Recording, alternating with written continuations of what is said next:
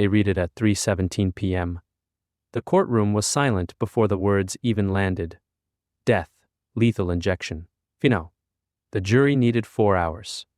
That's all it took to decide the rest of your life. You didn't react. Couldn't. Your mother was crying somewhere behind you. You didn't turn around. 3 hours later, you're in chains. Ankle shackles biting into bone. Waist chain locked tight. Handcuffs feeding into it. Every step is controlled. Running isn't just impossible, it's irrelevant now. The intake officer doesn't look at you. He's processed hundreds like you. Same sentence. Same ending. Strip. Cold air hits your skin. Concrete floor. Eyes watching. Bend. Cough. Procedure, they call it.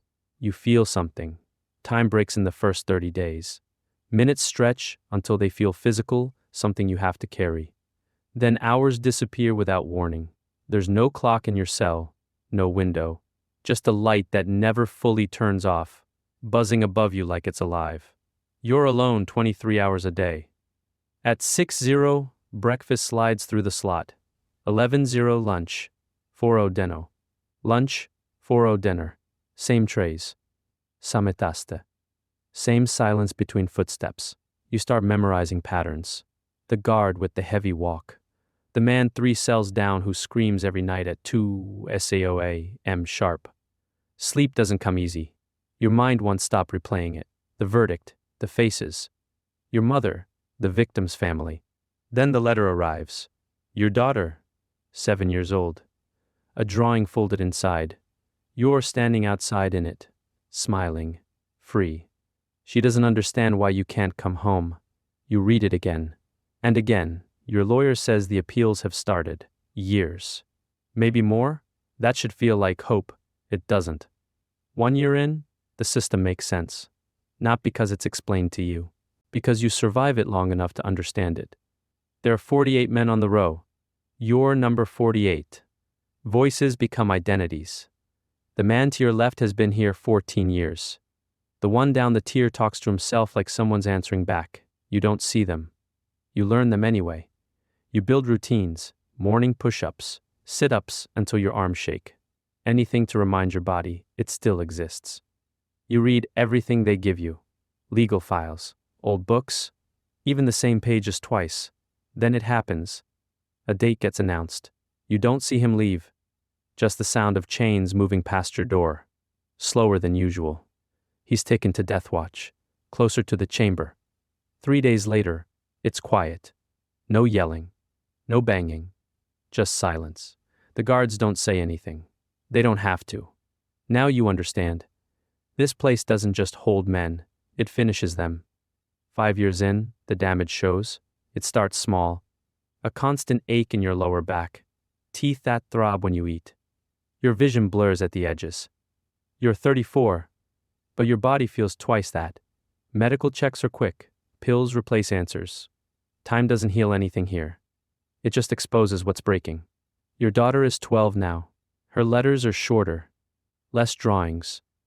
More silence between them. She writes about school, about soccer, about a man who helps her with homework. Your ex-wife remarried. You read his name over and over until it means something. Until it replaces you. The system becomes predictable, brutal in its consistency. A date gets set. The man disappears to death watch. Last-minute appeals. Lawyers scrambling. Then the night comes. Silence follows. You've seen it happen 5 times now. Hope used to feel like survival. Now it feels like a setup. You've watched men believe, watched them wait, watched them wait, watched them break when nothing changes. So you stop believing, not because you want to. Because it's the only way to last. 10 years in, you stop feeling like a person. You're not new anymore. Not even a prisoner. Just part of the row. A name that stays behind glass. Faces come and go, but you remain. That's what scares new arrivals the most. Your mother dies on a Tuesday. Heart attack. Fast. No warning. You get the letter weeks later. No visit was allowed. Security risk. The words don't land at first. Then they do, all at once, like a collapse you can't stand up from. Your daughter is 17 now. Graduation photo arrives folded inside another envelope. Cap and gown. a smile that doesn't ask for anything anymore. She looks like a stranger who used to be yours. Then, something changes. A new lawyer. New evidence. DNA testing improved. He says the case might not be as solid as they thought. He uses words like possibility. You don't respond. Because hope, by now, feels like a trick the system plays right before it tightens the chain again. 15 years in, you understand what this really is. It's not justice, not revenge comes from. It's not justice, not revenge. It's a machine. It runs on schedules, paperwork, signatures, and silence. People don't matter to it anymore. Only process does. The DNA results come back after months. Inconclusive. Not guilty.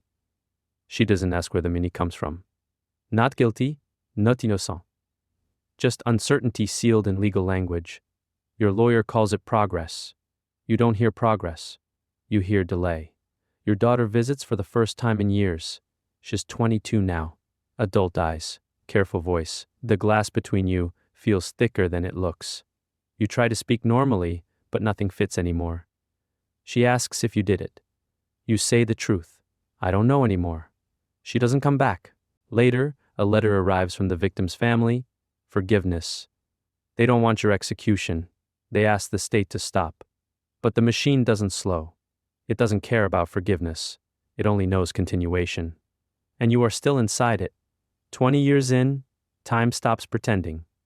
There is no future now. Only countdowns. The governor denies clemency. Appeals are finished. The date arrives like a correction, not a surprise. 60 days, then 30. Then the move to death watch. A smaller cell. Closer to the end.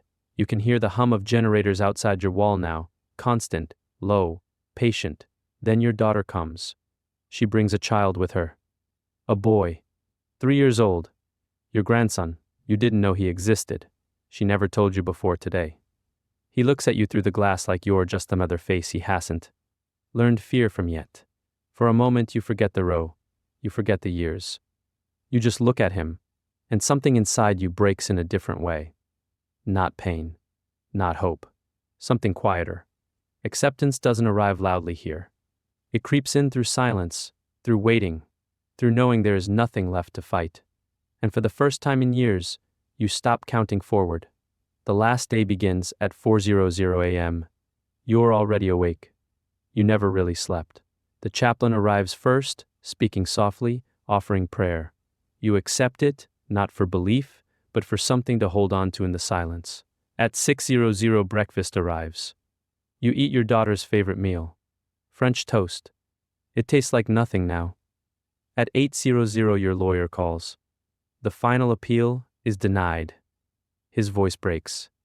You tell him it's okay. For the first time you're the one holding him together. At 10:00, the warden reads the warrant. Paper, signatures, procedure. Everything is legal. Everything is finished. At 11:00 your daughter comes. 2 hours. You talk about small things because big things are too heavy to carry now. She says she loves you. You apologize. She shakes her head. At 1:00 they move you to the chamber. The table is already waiting. Straps. Tubes. Bright light that doesn't feel like life. Your sister holds your hand through the bars. First touch in 20 years. Warm. Real.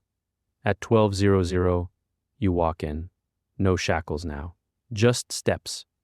They lay you down. The needle enters. Cold. The warden asks for last words. You read them. I'm sorry. I hope my death brings peace. I forgive everyone. The chemicals begin. Breathing fades. Sound collapses. Time stops trying. And then there is nothing.